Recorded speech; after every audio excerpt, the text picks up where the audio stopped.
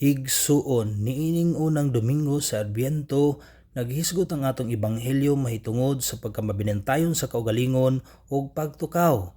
Si Hesus mismo miingon, pagbantay kamo ug pagtukaw kamo. Daghan mga komentarista sa Biblia mga igso naghubad niining mga pulunga ug usa sa mga hubad nila niini nga mao ang tawo o kitang tanan kinahanglan nga mahimo kitang produktibo sa atong pagkakristyano alang sa uban.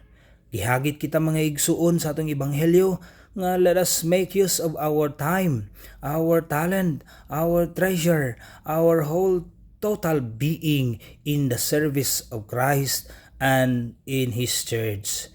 Dunay mga komentarista, usab or mga author nga nagkanayon nga ang suba dili mamahimo nga moinom sa iyang kaugalingong tubig.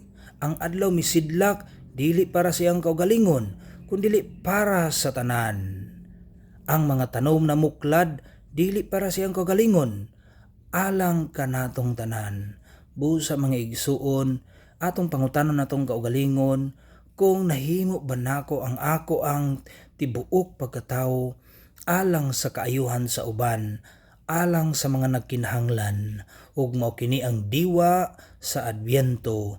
Busa magtukaw kita ug magbantay, mahimo kitang produktibo alang sa kaayuhan sa tanan.